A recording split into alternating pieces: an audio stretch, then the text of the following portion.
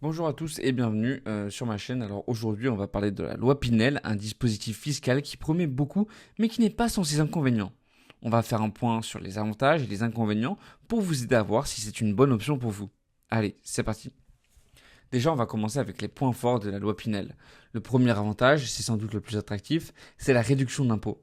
Parce que selon la durée de votre engagement locatif, vous pouvez obtenir une réduction d'impôt allant jusqu'à 21% du prix d'achat du bien. Et ça, c'est un excellent moyen de réduire vos impôts tout en investissant dans l'immobilier.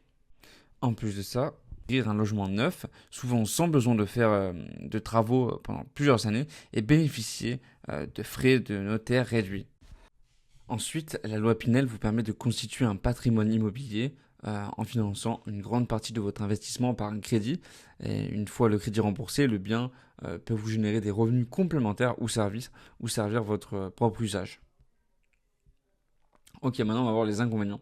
Et le premier inconvénient, c'est que la loi Pinel a aussi un gros souci, c'est que les loyers sont plafonnés, ils sont souvent inférieurs d'environ 20% par rapport au marché libre, ce qui peut réduire la rentabilité de votre investissement. Et ce plafond euh, peut être un frein, surtout dans les zones où les prix immobiliers sont élevés, rendant l'opération moins intéressante. Un autre inconvénient important, c'est le risque lié à la location du bien.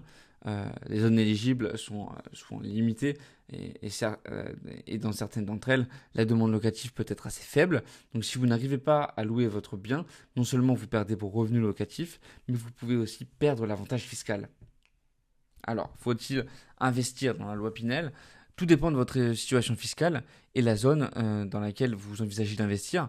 Si vous êtes dans la bonne zone et que vous avez une capacité fiscale suffisante, c'est une belle opportunité.